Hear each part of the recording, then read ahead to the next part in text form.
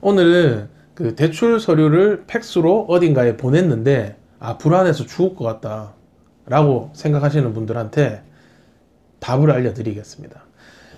아마 그 보내신 분들 보내고 나서 연락 두절이 됐거나 아니면 보내자마자 갑자기 걱정이 돼서 그럴 건데, 그 보냈던 서류가 뭔지 한번 생각을 해보십시오. 신분증, 초본, 통장 내역 3개월, 뭐 건강보험 득실 납부, 뭐 사업자 등록증, 뭐 이런 식으로 요 정도의 서류를 요구를 했다면은 대부분도 아니죠. 거의 99%는 그냥 일반 대부 중개 업체들일 겁니다. 저축은행이나 대부업체 같은데 막 그냥 무조건 전화해서 대출 됩니다 해서 서류 준비하세요, 승인 났어요, 서류 들어오면 진행 바로 된다 해서 보내라고 얘기하는 업체들이에요. 근데 연락 두절이 됐다 그러면은 서류를 막상 받아봤더니 아무데도 대출이 안 될 것 같아. 그래서 귀찮아서 연락을 안 했거나, 아니면은 서류를 받았는데 너무 바빠서 연락을 못 했거나, 둘 중에 하나일 거예요. 근데 하루 종일 있었는데 전화가 안 왔다 그러면은 버려진 거예요. 내가 어디서 대출이 안 될 것 같다는 생각을 하시면 됩니다. 자, 결국은 이런 중개업체에 서류를 보냈다면은 둘 중에 하나입니다. 그냥 뺑뺑 막 여기저기 심사 들어가서 저축은행이나 대부업에서 대출을 받으셨거나 아니면 버려졌거나, 둘 중에 하나니까. 그리고 이런 업체들은 그런 서류 가지고 뭐 장난질 하지는 않아요. 어차피 얘네들은 그런 거 갖고 뭐 어떤 뭐 대출 사기 업체, 뭐 보이스피싱 이런 것처럼 그런 거 하려고 받는 서류들이 아니기 때문에 그닥 걱정 안 하셔도 됩니다. 그렇게 걱정스러울 거면 애초에 보내지를 말았었어야죠. 보내고 나서 후회를 하시면 어떡해요. 이렇게까지만 하고 끝나면은 또 불안하겠죠. 또 전화하시겠죠. 그래도 불안한데 어떡할까요? 이러겠죠. 자, 제일 걱정하시는 거는 대부분 다 이런 얘기를 하세요. 나 몰래 이걸로 나 모르게 대출을 받는 거 아닌가, 대출 받아서 돈 들고 잠적하는 거 아닌가 라고 얘기를 하시는데,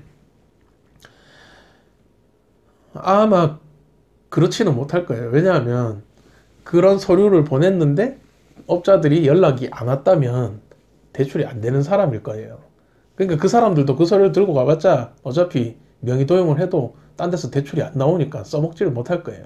이게 팩트입니다. 마음이 아프시겠지만 그 서류로는, 여러분 서류는 대출이 안 될 수도 있을 거예요. 그러니까 그런 거는 일어나지도 않겠지만 그게 불안하다면은, 자, 몇 가지 알려드릴게요. 자, 개인정보가 있는 거다 보니까 개인정보가 있으면은 제일 먼저 뭘 하기 쉽겠죠? 핸드폰 개통할 수 있겠죠. 그죠? 핸드폰 개통해서 여러 대 개통해서 팔아먹을 수도 있을 것이고, 자, 그거를 못하게 하려면은 msafer라는 사이트가 있습니다. msafer는 이제 그 핸드폰 개통 못하게 하는 그 사이트인데, 그 사이트 무료 사이트니까 들어가셔서 신청을 하세요. 전 통신사에 내 허락 없이는 이 개통을 못하게 신청을 해 놓으시면 됩니다. 그러면은 뭐 죽었다 깨어나도 누구도 나 몰래 핸드폰 개통 못하니까 걱정하실 필요 없고요. 자, 그리고 나서 뭐 혹시 뭐 이걸 가지고 대출을 받을까봐 무섭다 그러면은 많지 않습니까? 나이스 지킴이, 올크레딧 뭐 이런 데 들어가셔가지고 명의도용 차단 서비스를 신청하십시오. 그러면 어떤 금융사든지 대출을 진행하려면은 신용조회가 이루어져야 되는데, 명의도용 차단을 걸어 놓으면은 신용조회가 안 됩니다.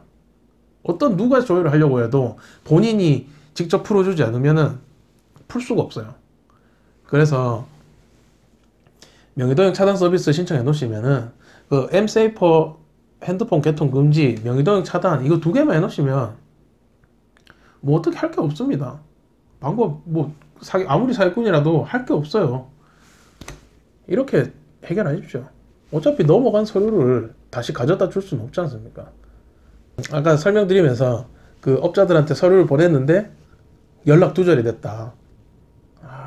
그런 경우에 있는 사람들은 대출이 안 되는 사람이라고 못을 박았지만, 사실 뭐 며칠 전에 어떤 분이 똑같은 내용으로 저한테 문의를 하셨어요. 어딘가에 서류를 보냈는데 연락이 없다. 전화가 안 온다. 그래서 무섭다. 그래서 이 사람하고 얘기를 해보니까 대출이, 저는 처음에 이분한테 얘기했어요. 대출이 안 되셔서 연락이 안 온 거 아닐까요? 라고 얘기했더니 제가 그 정도 사람, 그 정도까지는 아닐 텐데요 라고 얘기를 해요. 그러면 한번 상담 좀 해봅시다 해서 여러 가지 물어봤죠. 물어보니까 대출이 되시는 분이에요. 근데 물론 신용이 그렇게 좋으신 분은 아니셨고, 결국은 그분은 이제 기존에 채무가 좀 있는데다 등급이 그래 좋은 편이 아니라 가지고 결국은 제가 햇살론으로 진행을 해드렸어요. 햇살론 1100만 원인가 이렇게 뭐 받아서 승인이 나셔서 입금까지 다 되신 분인데, 자, 이분은 대출이 되는 사람인데 그 업자들이 왜 연락을 안 했을까요? 이해가 안 가죠, 그죠? 근데 제가 추측하기로는 그건 것 같습니다. 그냥 일반 서류를 요구하는 업체들은 고금리 대출 쪽으로 연결해주면은 수당이 많이 나오니까 저축은행이나 대부업체 같은데 고금리 대출을 연결을 해주려고 하는 사람들인데, 이걸 수월하지 않으니까 이분을 버렸던 것 같아요.